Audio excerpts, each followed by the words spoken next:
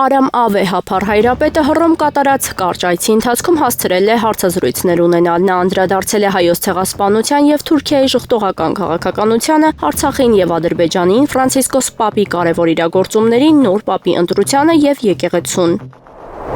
Բաքվի զինվորական դատարանում ընթանում է Արցախի ղեկավարների եւ այլ պաշտոնյաների նկատմամբ հարուցված շինծ ու գործերով հերթական դատական նիստը, որը նախագահում է դատավոր Զեյնալ Աղայևը։ Ապրիլի 28-ին տեղի ունեցած նիստում քննարկվել էր 1992 թվականի մայիսին հայկական ուժերի կողմից Շուշիի ազատագրման գործողությունը։ Արցախի նախկին նախագահ Բակո Սահակյանը հայտարարել էր, որ մասնակցել է Շուշիի ազատագրմանը։ Աշխատանքի եւ աշխատավորների օրվա արդիվ քաղաքացիները հավաք երթ են իրականացրել Երևանում, կոչ անելով հարգել օրենքը եւ բարձրաձայնել աշխատանքային իրավունքների խախտումների մասին, երբ բախվում են նման խնդիրների։ Վահրամ Դումանյանն ազատվել է Հայաստանի Հանրապետության նախագահի խորհրդականի պաշտոնից, հրամանագիրը ստորագրել է նախագահ Վահագն Խաչատուրյանը։ Մեկ այլ որոշմամբ, որը ստորագրել է վարչապետ Նիկոլ Փաշինյանը, Վահրամ Դումանյանը նշանակվել է վարչապետի խորհրդական։ Ղեկավարվելով Հանրային ծառայության մասին օրենքի 9-րդ հոդվածի 10-րդ մասով, Վահրամ Դումանյանին նշանակել վարչապետի խորհրդական, ասված է որոշման մեջ։ Ադրբեջանը Նախիջևանում անցկացրել է առանձին բանակի հրամանատար շտաբային զորավարժություններ 2025 թվականի պատրաստության պլանի համաձայն։ Այս մասին հայտնում են ադրբեջանական լրատվամիջոցները։ Տագնապի ազդանշանով ստորաբաժանումները շարժվել են դեպի զորավարժությունների անցկացման շրջաններ, որտեղ ստուգվել են դրանց մանևրելու ունակությունը եւ հրամանատարական կազմի գործողությունները օպերատիվ միջավայրում։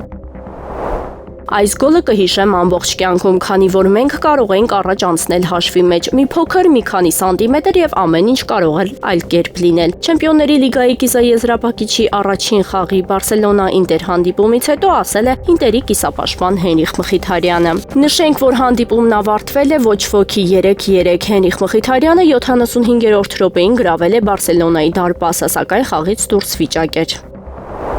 Եվրոպական խորհրդարանի նախագահ Ռոբերտա Մեծոլան քաղաքական խմբակցությունների ղեկավարներին տեղեկացրել է Չինաստանի կողմից Եվրախորհրդարանի падգամավորների, նրանց ընտանիքների անդամների եւ խորհրդարանական հանձնաժողովների նկատմամբ պատժամիջոցների չեղարկման մասին։ Չորեքշաբթի օրը հաղորդել է Եվրախորհրդարանի մամուլի ծառայությունը։ Մեր խորհրդարանական հանձնաժողովները պետք է կարողանան քննարկել եվրոպական շահերը իրենց չինացի գործընկերների հետ առանց հետևանքներից վախենալու։ Չինաստանի հետ մեր հարաբերությունները մնում են բարդ եւ միակողմանի։ Դրանց հետ գործ ունենալու լավագույն միջոցը համագործակցությունն ու երկխոսությունն է, նշվում է հաղորդագրության մեջ։ Եվրախորհրդարանի փաստաթղթում նշվում է, որ չինական իշխանությունների այս որոշումը նշանակում է քայլ Չինաստանի հետ խորհրդարանական երկխոսության վերականգնման գործում։ Միևնույն ժամանակ հանդիպումը հաստատեց, որ պատժամիջոցների վերացումը չի նշանակում, որ Եվրախորհրդարանը կանտեսի Եվրամիություն-Չինաստան հարաբերություններում առկա խնդիրները։ Ռուսաստանը չի ընդունում Իրանի նկատմամբ ագրեսիվ հայտարարությունները։ Մոսկվան պատրաստ է կայուն լուծումներ փնտրել իրանական միջուկային ծրագրի թեմայով, հայտարարել է Ռուսաստանի անվտանգության խորհրդի քարտուղար Սերգեյ Շոյգուն։ Մենք Թեհրանի դեմ ագրեսիվ հայտարարությունները համարում ենք բացարձակապես անընդունելի, ասել է Շոյգուն տեսաուղերձում, որը ներկայացվել է չորեքշաբթի օրը Բրազիլիայի մայրաքաղաքում անվտանգության հարցերով զբաղվող BRICS պետությունների բարձրաստիճան ներկայացուցիչների հանդիպման ժամանակ։ Ռուսաստանը միշտ կողմ է եղել եւ շարունակում է կողմ լինել Իրանի միջուկային ծրագրի շուրջ լարվածությունը կայունացնելու եւ նվազեցնելու համատեղ քաղաքական եւ դիվանագիտական քայլերին։ Մենք պատրաստ ենք փնտրել կայուն բանակցային լուծումներ, նշել է Ռուսաստանի Դաշնության անվտանգության խորհրդի քարտուղարը։ ԱՄՆ պետդեպարտամենտը հայտարարել է, որ առաջիկա մի քանի օրերը վճռորոշ կլինեն Ուկրաինայում խաղաղության համար։ Վաշինգտոնը քայլեր է սպասում Ռուսաստանի նախագահ Վլադիմիր Պուտինից։ Այս մասին հայտարարել է ԱՄՆ պետդեպարտամենտի մամուլի քարտուղար Թեմի Բրյուսը, հաղորդում է RBC Ukraine-ը, հղում անելով News Nation հեռուստաալիքի հաղորդմանը։ Բրյուսը շեշտել է, որ Միացյալ Նահանգները Ռուսաստանից իրական քայլեր է սպասում, այլ ոչ թե հայտարարություններ, մասնավորապես անհապաղ հրադադար։ Նա մեկնաբանել է Ուկրաինայի արտաքին գործերի նախարարության ղեկավար Անդրեյ Սիբիգայի առաջարկը, ով հայտարարել է, որ Կիևը պատրաստ է աջակցել նախաձեռնությանը հրադադարի ռեժիմը պահպանելով հիմա առանց մայիսի 9-ին սպասելու։ ԱՄՆ նախագահ Դոնալդ Թրամփի կողմից Վիետնամի նկատմամբ սահմանված մաքսատուրքերը կսպառնան երկրի տնտեսությանը։ Այս մասին Լենտարուին տված մեկնաբանության մեջ խոսել է Սանկտ Պետերբուրգի պետական համալսարանի արևելագիտության ֆակուլտետի հեռավոր արևելքի երկրների պատմության ամբիոնի վարիչ Վլադիմիր Կոլոտովը։ Երբ Թրամփը փորձում է այսպես կոչված պատասխան մաքսատուրքեր մտցնել, իսկ Վիետնամի դեպքում նա խոսում է 46%-ի մասին, բոլորը ցնցված են, դա սպառնալիք է Վիետնամի տնտեսությանը, ասել է Կոլոտովը, խոսելով Հանոյի համար Վաշինգտոնից եկող նոր սպառնալիքի մասին։ Այսօր Վիետնամի եւ Միացյալ Նահանգների միջև առևտրաշրջանառությունը հասնում է $150 միլիարդ, որի մեծ մասը գալիս է վիետնամական արտադրանքի արտահանումից, նշել է պատմաբանը։ Այնուամենայնիվ, չնայած Հանոյի արտաքին առևտրում Միացյալ Նահանգների բաժինը մնում է զգալի, երկիրը ակտիվորեն զարգացնում է տնտեսական հարաբերություններ բազմաթիվ ասիական երկրների հետ։ Այս առումով ամերիկյան սահմանափակումները կարևոր չեն լինի վիետնամական տնտեսության համար։ ԱՄՆ բանակը նախատեսում է զգալիորեն մեծացնել անօդաչու թռչող սարքերի օգտագործումը, յուրաքանչյուր դիվիզիոն զինելով 1000 միավոր այդ տեխնիկայով, հայտնում է Wall Street Journal-ը հղում անելով աղբյուրներին։ Պարբերականի տվյալներով նորամուծությունները նախատեսվում է ներմուծել ամերիկյան զինված ուժերի հիմնական վերանայման շրջանակներում, որը կարող է Միացյալ Նահանգներին $36 միլիարդ արժանալ առաջիկա 5 տարում։ ԱՄՆ բանակը սկսում է իր ամենամեծ կապիտալ վերականգնումը սառը պատերազմից ի վեր, պլանավորելով զինել յուրաքանչյուր մարտական ստորաբաժանում 1000 անօդաչու թռչող սարքով եւ հրաժարվել հնացած զենքերից, գրում է թերթը։ Պարբերականի տվյալներով Պենտագոնի ծրագիրը մեծապես հիմնված է ուկրաինական հակամարտության դասերի վրա։ Անօդաչու թռչող սարքերը կարող են վերափոխել մարտադաշտը, քանի որ դրանք արտադրվում են էժան, կարող են թափանցել հակառակորդի պաշտպանությունը եւ կարող են բացահայտել թշնամու թիկունքի դիրքերը, ասվում է հրապարակման մեջ։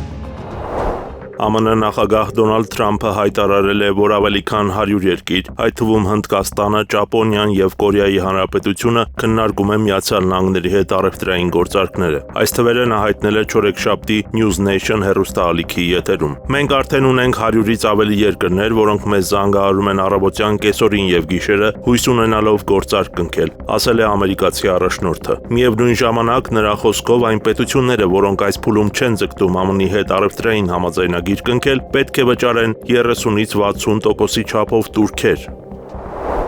Հնդկաստանը հաղորդել է Պակիստանի կողմից կրակային ռեժիմի հերթական խախտման մասին հսկողության գծի երկայնքով Հնդկական միության Ջամու եւ Քաշմիրի տարածքի սահմանային տարածքում։ Այս մասին հայտնել է Հնդկաստանի պաշտպանության նախարարության հասարակայնության հետ կապերի բաժնի ներկայացուցիչ փոխգնդապետ Սունիլ Բարթվալը։ 2025 թվականի ապրիլի 30-ի լույս մայիսի 1-ի գիշերը Պակիստանի բանակի դիրքերը փոքր զենքերից կրակ են բացել վերահսկողության գծի վրայով Կուպվարայի, Ուրիի եւ Ախնուրի դիմաց Ջամուի եւ Քաշմիրի միութենական տարածքում, ասել է Բարթվալը Hindustan Times-ին։ Նա նշել է, որ հնդկական զորքերը համաչափ արձագանքել են։ Ջամույում եւ Քաշմիրում Պահալգամի ահաբեկչությունից հետո Նյու Դելին մեկ շաբաթ շարունակ ամեն օր ականատես է լինում Պակիստանի զինուժի կրակոցներին վերահսկողության գծի երկայնքով։ ԱՄՆ նախագահ Դոնալդ Թրամփի վարչակազմը հավանություն է տվել Ուկրաինային $50 միլիոն արժողությամբ ռազմական արտադրանք մատակարարելուն, հայտնում է ուկրաինական Կիև Post հրատարակությունը, վկայակոչելով դիվանագիտական շրջանակների աղբյուրները։ Թրամփի վարչակազմը տեղեկացրել է ԱՄՆ կոնգրեսին իր մտադրության մասին թույլատրել պաշտպանական արտադրանքի արտահանումը Ուկրաինա $50 միլիոն եւ ավելի ուղղակի առևտրային վաճառքի միջոցով, ասվում է հրատարակության կայքում։ Դրանում նշվում է, որ թույլտվությունը վերաբերում է Ուկրաինային տեխնիկական տվյալների, ինչպես նաև պաշտպանական արտադրանքի եւ պաշտպանության ծառայությունների մատակարարմանը։ Գազայի հատվածում 6 ամսականից մինչև 2 տարեկան նորածիների ավելի քան 90%-ին հասանելի չէ հիմնական սնունդը։ Այս մասին ինչպես հաղորդում է WAFA Պաղեստինյան լրատվական գործակալությունը հայտարարել է Պաղեստինյան տարածքներում ՄԱԿ-ի հումանիտար հարցերի համակարգման գրասենյակը։ Ըստ այդմ, Իսրայելի շարունակվող շրջափակման եւ անցակետերի փակման հետևանքով Գազայի հատվածում թերսնվածության պատճառով բուժվող երեխաների թիվը 2025 թվականի մարտի համեմատ աճել է 80%-ով։ Ըստ ՕՔ-ի Գազայի հատվածում 6 ամսականից մինչև 2 տարեկան նորածինների 92%-ը մայրերից չի ստանում նվազագույն հիմնական սնունդ, երեխաներին ենթարկելով առողջությանը լուրջ վտանգների, որոնք ուղեկցեն նրանց ողջ կյանքի ընթացքում։ Գերատեսչությունը հայտնել է նաև, որ Գազայի հատվածի բնակչության 65%-ը խմելու ջուր չունի։ Ավելի քան 70 ամերիկացի օրենսդիրներ կողմ են Ռուսաստանի դեմ ջախջախիչ պատժամիջոցների ներդրմանը, այս մասին հայտարարել է ամերիկացի սենատոր Լինսի Գրեհեմը։ Հաղորդում է Bloomberg-ը։ ԱՄՆ Սենատում նախագահ Դոնալդ Թրամփի հիմնական դաշնակիցներից մեկը հայտարարել է, որ 72 գործընկերները աջակցում են օրինագծին, որը Ռուսաստանի նկատմամբ ավերիչ նոր պատժամիջոցներ կսահմանի, հաղորդել է հրատարակությունը։ Բացի այդ, ինչպես գրում է Bloomberg-ը, ԱՄՆ-ն սպառնում է մաքսատուրքեր սահմանել այն երկրների նկատմամբ, որոնք գնում են ռուսական նավթ, գազ եւ այլ հիմնական ապրանքներ։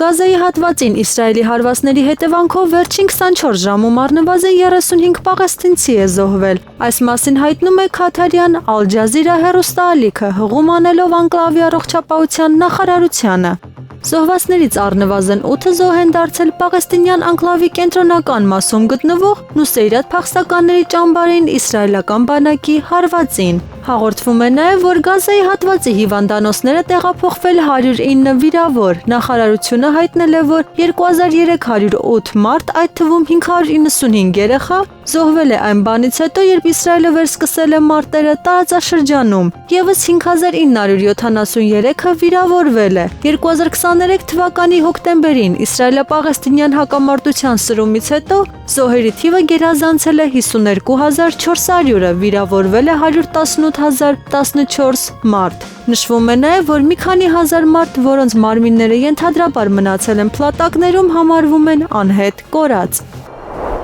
Տեխասի ներգաղթային կենտրոնում ԱՄՆ-ից արտաքսման սպասող տղամարդիկ իրենց մարմիններն օգտագործել են սոս ազդանշան ստեղծելու համար։ Այս մասին գրում է Reuters-ը։ Հոդվածում նշվում է, որ միգրանտները կենտրոնի վերևում երկնքում նկատել են Reuters-ի անօդաչու թռչող սար։ Այնուհետև նրանք որոշել են աղետի ազդանշան ուղարկեն, օգտագործելով իրենց սեփական մարմինները։ Չպլանավորված գործողությանը մասնակցել են ընդհանուր առմամբ 31 մարդ։ Նրանցից ոմանք հագել են կարմիր համազգեստ, որը տրվում է հատկապես վտանգավոր մարդկանց։ Լրագրողների խոսքով արտաքսման սպասող տղամարդիկ Վենեսուելայից են։ Նկարագրված իրադարձություններից մի քանի օր առաջ ԱՄՆ ներգաղթի պաշտոնյաները ծանուցումներ էին բաժանել օտարերկրացիներին այն մասին, որ նրանք ենթադրաբար վտանգավոր վենեսուելական խմբավորման անդամներ են։ Այս ֆոնին նրանց նախատեսվում է արտաքսել պատերազմական ժամանակների օրենքներին համապատասխան։ Հարցազրույց տված 7 կալանավորների ընտանիքները նշել են, որ նրանք խմբավորման անդամներ չեն եւ հրաժարվել են ստորագրել փաստաթղթերը, ասվում է հաղորդագրության մեջ։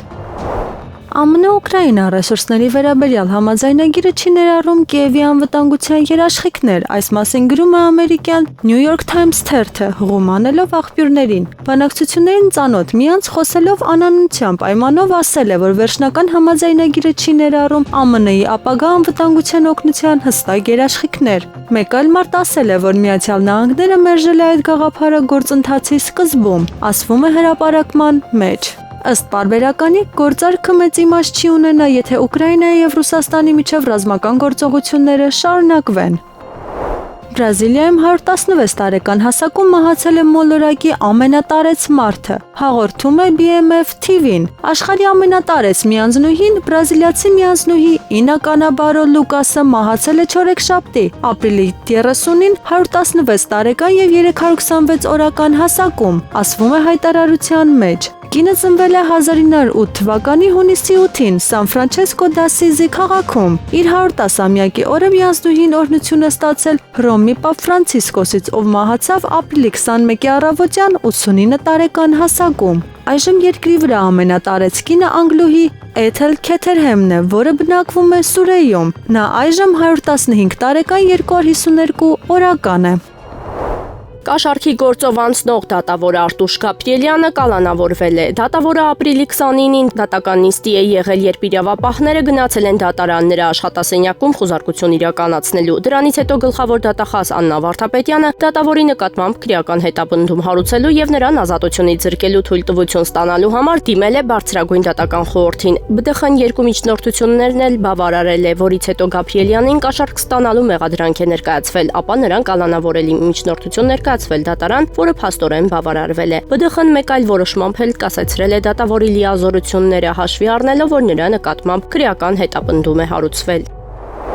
Երկրաշարժ Գավառ քաղաքից քիչ հեռու։ Մայիսի 1-ին տեղական ժամանակով ժամը 07:47-ին գրանցվել է Գավառ քաղաքից 13 կիլոմետր հարավ-արևելք, օջախի 10 կիլոմետր խորությամբ 2.8 մագնիտուդով երկրաշարժ, հայտնում են ներքին գործերի նախարարությունից։ Էպիկենտրոնային գոտում ստորգետնյա ցնցման ուժգնությունը կազմել է 3-ից 4 բալ։ Երկրաշարժը գրանցվել է Գեղարքունիքի մարզի Գավառ եւ Մարտունի քաղաքներում, ինչպես նաեւ Երանոս, Վարդաձոր, Ձորագյուղ, Սարուխան, Լանջախպյուր եւ Գեղարքունիք գյուղերում 2-ից 3 բալ ուժգնությամբ։ Կշահի թե կկորցնի Նիկոլ Փաշինյանը մայիսի 9-ին Մոսկվա գնալով։ Թեմային Եվրոմեդիա 24-ի հետ զրույցում անդրադարձել է ռազմավարական հետազոտությունների եւ նախաձեռնությունների վերլուծական կենտրոնի ղեկավար Հայկ Խալաթյանը։ Փաշինյանը դեռ ԵԱՏՄ անդամ եկել ղեկավարը, դեռ նուգոնը ֆորմալ հապ անդամ եկել եւ ԱՊ անդամ եկել Հայաստանը։ Բայց դեռ այլ հաց է։ Իմ կարծիքով Փաշինյանի այդ գործողությունը բացատրում է մեկ պատճառ ունեն, որովհետև հստակ մենք տեսնում ենք այդ ռազմավարությունը հրաժարվել է Ռուսաստանի Դաշնակցային հարաբերություններից, բայց միևնույն ժամանակ փորձում են այնպես անել, որպեսզի այդ գործընթացը իշքան կարելի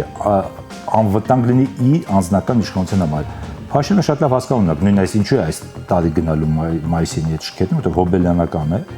մեծ ուշադրություն, մեծ շուկով են անելու Մոսկվայում, դուք գիտեք, որ տարբեր երկրներից առաջնորդներ են գալու, նույն Չինաստանի նախագահան եւ այլն։ Եվ արդեն չգալը դա արդեն կարելի ասել պատերազմի հայտարարություն է լինելու ուղղակի։ Եվ դրան կարող են արդեն հետևել պատասխան գործողություններ։ Վարչապետ Նիկոլ Փաշինյանը շնորհավորական ուղերձ է հղել աշխատանքի եւ աշխատավորների համերաշխության միջազգային օրվա առթիվ։ Քաղաքակրթությունը ձևավորվելու ու զարգանում է աշխատանքի արդյունքում եւ աշխատանքն է այն գործիքը, որով հնարավոր է անհատի եւ հանրության կյանքն ավելի լավը դարձնել։ Ասվածի մեջ բանալի արտահայտությունը հնարավորեն է։ Աշխատանքն իհարկե անհատի եւ հանրության կյանքն ավելի լավը դարձնելու անհրաժեշտ, բայց ոչ բավարար պայման է, որովհետեւ գոհացուցիչ արդյունքներ բերում է միայն արդյունավետ աշխատանքը, իսկ արդյունավետ լինելու համար աշխատանքը պետք է հիմնված լինի գիտելիքի, շարունակաբար զարգացող հմտության, այսինքն կրթության ու կրթվելու վրա։ Եվրոմեդիա 24-ի հետ զրույցում ՍԻՄ կուսակցության նախագահ Հայկ Բաբուխանյանը խոսելով ՀՀ վարչապետ Նիկոլ Փաշինյանի վարած քաղաքականության մասին նշել է, նա փորձում է նստել 4 աթոռի վրա։ Նիկոլը այո, ինքը վարում էր հակառուսական քաղաքականություն, իր դեռևս մինչև անգամ իշխանության գալը եւ իշխանության գալուց հետո դա արդեն շատ ավելի արտահայտիչ էր եւ շատ ավելի վնասակար, բայց նա ժամանակ առ ժամանակ փորձում է նստել 2 աթոռի, 3 աթոռի, անգամ 4 աթոռի վրա։ Եվ ամերիկացիների հետ կապ պահել, եւ ԵՄ-ի, եւ Ռուսաստանի, եւ Թուրքիա-Ադրբեջանի նրան երբեք դա չի հաջողվել եւ չի հաջողվելու, որտեղ աշխարհը այն չէ, որ կարողանաս այդպիսի քաղաքականությամբ առաջ գնալ։ Ազգային ժողովի քաղաքացիական պայմանագիր խմբակցության պատգամավոր Վահագն Ալեքսանյանի մայրը վեճի է բռնվել Նիկոլ Փաշինյանի դեմ ակցիա անող ակտիվիստների հետ, վիրավորել նրանց ու փորձել ձեռնափայտով հարվածել։ Այս մասին հայտնել է Սրբազան պայքար տելեգրամյան ալիքը։ Վահագն Ալեքսանյանն էլ անդրադարձել է աղմկահարույց միջադեպին, նշելով. Բողոքի ակցիա իրականացնող մի խումբ հանդիպելով խանութից վերադարձող 70 անց մորս փորձում են թևից քաշելով համոզել, որ ստորագրի իրենց պահանջագրի տակ։ Հնդածը սպառզում են, որ իմ մայրն է շրջափակում են, ձայներ հանում, վիրավորում։ Հայտարարում եմ, ստանալու է քաղաքական պատասխանը, նշել է Վահագն Ալեքսանյանը։ Ժնևում միավորված ազգերի կազմակերպության համընդհանուր պարբերական դիտարկման 4-րդ շրջանի ՀՀ ազգային զեկույցի քննարկման շրջանակներում Հայաստանի Հանրապետության արտաքին գործերի նախարարի տեղակալ Ռոբերտ Աբիսողոմոնյանը հանդիպում է ունեցել ՄԱԿ մարդու իրավունքների բարձր հանձնակատար Վոլկեր Տուրկի հետ։ Նախարարի տեղակալ Ռոբերտ Աբիսողոմոնյանը զրուցակցի ուշադրությունն է հրավիրել Հայաստանի եւ Ադրբեջանի միջև հարաբերությունների կարգավորման գործընթացում վերջին զարգացումներին, ընդգծելով երկու երկրների միջև խաղաղության եւ միջպետական հարաբերությունների հաստատման մասին համաձայնագրի ստորագրման կարևորությունը։ Արտաքին գործերի նախարարի տեղակալը կարևորել է հումանիտար բնույթի հարցերի, մասնավորապես անհետ կորածների ճակատագրերի բացահայտման եւ Ադրբեջանում ապօրինաբար պահվող հայ ռազմագերիների եւ պատանդարված քաղաքացիական անձանց ազատ արձակման խնդրի հասցեագրումը, հայտնել են արտաքին գործերի նախարարությունից։ Իսրայելում անտառային հրդեհներ են։ Որոշ վարորդներ իրենց մեքենաները թողել են Թել Ավիվը եւ Երուսաղեմը միացնող ճանապարհին ու փախել։ Առնվազն 12 մարդ տեղափոխվել է հիվանդանոց, նրանք թունավորվել են Շմոլ գազից։ Բանակը ներգրավել է մարդկանց փրկելու համար։ Իսրայելը օգնություն է խնդրել առնվազն 5 երկրներից՝ Հունաստանից, Բուլղարիայից, Խորվաթիայից, Իտալիայից եւ Կիպրոսից։ Միացյալ Նահանգները պատրաստ էր ռեսուրսների վերաբերյալ համաձայնագիր ստորագրել դեռևս չորեքշաբթի օրը, սակայն Կիևը խափանեց այդ ծրագիրը։ Ուկրաինական կողմը վերջին պահին առաջարկել է փոփոխություններ կատարել ընդերքի մասին համաձայնագրում, հայտարարել է ԱՄՆ ֆինանսների նախարար Սկոտ Բեսենտը ԱՄՆ նախագահ Դոնալդ Թրամփի վարչակազմի նիստում։ Մեր կողմը պատրաստ է ստորագրել, ուկրաինացիները երեկ երեկոյան որոշեցին վերջին րոպեին որոշ փոփոխություններ կատարել, ասաց ԱՄՆ ֆինանսների նախարարը։ Նա հույս հայտնեց, որ Կիևը կվերանա իր որոշումը եւ այդ դեպքում կողմերը կկարողանան ստորագրել համաձայնագիրը։ Միացյալ Նահանգները պատժամիջոցներ է սահմանել 7 կազմակերպությունների նկատմամբ, որոնք մեղադրվում են իրանական նավթի եւ նավթաքիմիական ապրանքների առևտրի մեջ։ Այս մասին հայտարարել է ԱՄՆ պետքարտուղար Մարկո Ռուբիոն։ Նրա հայտարարությունը հրապարակվել է Միացյալ Նահանգների արտաքին քաղաքականության գերատեսչության կայքում։ Բացի այդ, երկու նավ ճանաչվել են որպես արգելափակված սեփականություն։ Նախագահը մտադիր է առավելագույն ճնշման արշավի շրջանակներում Իրանից նավթի եւ նավթաքիմիական արտադրանքի անօրինական արտահանումը, այդ թվում Չինաստան զրոյի հասցնել, ասել է Ռուբիոն։ Բացի այդ, պետդեպարտամենտը հայտարարել է բեռնափոխադրումների կառավարող մեկ ընկերության դեմ սահմանափակումների մասին։ Այդ ընկերությունը մեղադրվում է Իրանից հումքի էներգիայի մատակարարման շղթայում առանցքային դեր խաղալու մեջ։ Ռուբիոն վստահեցրել է, որ քանի դեռ Թեհրանը շարունակում է եկամուտներ ստանալ նավթի վաճառքից, ապա կայունացող եւ ահաբեկչական գործողությունները ֆինանսավորելու համար Միացյալ Նահանգները չի դադարեցնի քայլեր ձեռնարկել ինչպես Իրանի, այնպես էլ պատժամիջոցներից խուսափող նրա գործընկերների դեմ։ Ուկրաինայի արտաքին գործերի նախարար Անդրեյ Սիբիգան հայտարարել է, որ երկիրը պատրաստ է 60 կամ 90 օրով հրադադար հաստատել։ Եթե Ռուսաստանը համաձայնի այս տարբերակին, այնուհետև ըստ նախարարի բանակցությունները կարող են սկսել ցանկացած ձևաչափով, որը կբերի խաղաղություն։ Ռուսաստանը կարող է ցույց տալ խաղաղ բանակցությունների իր անկեղծ պատրաստակամությունը, համաձայնվելով առնվազն 30 օրվա իրական հրադադարի։ Եթե Ռուսաստանը պատրաստ է 60 կամ 90 օրյա հրադադարի, մենք նույնպես պատրաստ ենք, ասել է Ուկրաինային արտաքին գործերի նախարարության Telegram ալիքում Անդրեյ Սիբիգան։ ԱՄՆ տնտեսությունը 2025 թվականի առաջին եռամսյակում կրճատվել է ներմուծված ապրանքների հոսքի պատճառով, որոնք ձեռք են բերվել բարձր ծախսերից խուսափելու համար ձգտող բիզնեսների կողմից։ Այս մասին հայտնել է Reuters գործակալությունը։ Այս հրապարակման հեղինակները համոզված են, որ նման վիճակագրությունը ընդգծում է ԱՄՆ նախագահ Դոնալդ Թրամփի քաոսային սակագնային քաղաքականության ապակառուցողական բնույթը։ Համախառն ներքին արդյունքը հնան նվազել է 0.3%-ով, չնայած տնտեսագետները նախկինում կանխատեսել են այս ցուցանիշի աճը։ Այնուամենայնիվ, մարտ ամսին ապրանքների առևտրի դեֆիցիտը մեծացավ, հասնելով պատմական առավելագույնի։ Բացի այդ, սպառողների վստահությունը մոտեցել է 5 տարվա ամենացածր մակարդակին, իսկ գործարար տրամադրությունները կտրուկ վատթարացել են։ Գնաճը աճել է եւ կանխատեսվում է, որ այն կշարունակվի աճել ամբողջ տարվա ընթացքում։ Ակտիվիստ Արթուր Չախոյանը կհոսպիտալացվի, այս մասին հայտնել է փաստաբան Վահե Եփրիկյանը։ Արթուր Չախոյանի հետ իրականացված հետազոտությունների արդյունքում պարզվել է առկա է անհրաժեշտություն, որ վերջինս հոսպիտալացվի, ասել է նա։ Ավելի վաղ Երևանի Նոր վարչական շրջանի ղեկավար Տիգրան Տեր-Մարգարյանն իր աշխատակիցների հետ դաժանաբար ծեծի է ենթարկել Արթուր Չախոյանին։ Առաջին դասարանցիների հայտագրումը կմեկնարկի հունիսի 9-ից։ Դպրոց ընդունվող երեխայի ծնողները 2025 թվականի մայիսի 5-ից stugum.emis.am կայքում կարող են ստուգել երեխայի անձնական տվյալների առկայությունն ու ճշգրտությունը։ Հայտագրումը կիրականացվի 3 փուլով։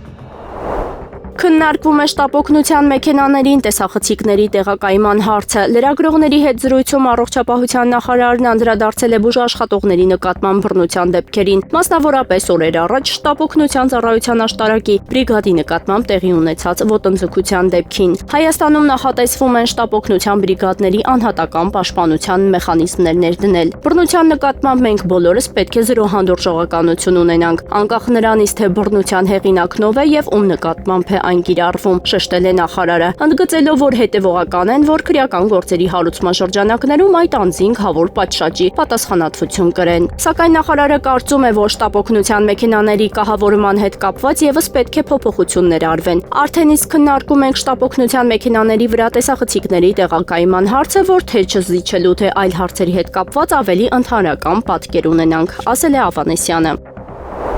Հայաստանի Հանրապետության դեսպան Վահագն Աֆյանն իր հավատարմագրերն է հանձնել Նեպալի նախագահ Ռամչանդրա Պաուդելին։ Նեպալում ՀՀ դեսպանը հանդես է եկել երկկողմ հարաբերությունների զարգացմանն ու համագործակցության ակտիվացմանն ուղղված ջանքերի ներդրման պատրաստակամությամբ։ Այս մասին տեղեկացնում են Հնդկաստանում ՀՀ դեսպանությունից։ Հանդիպանը ներկա են եղել Նեպալի ԱԳ նախարարը, նախագահի միջազգային հարաբերությունների խորհրդականը, բանակի գլխավոր շտաբի պետը, ԱԳՆ քարտուղարը, նախագահի աշխատակազմի քարտուղարը եւ այլ պաշտոնյաներ։ Աֆյանն այցելել է նաև Նեպալում ՀՀ պատվավոր հյուպատոսության տարածք, ծանոթացել համապատասխան գործունեության ծավալման հնարավորություններին։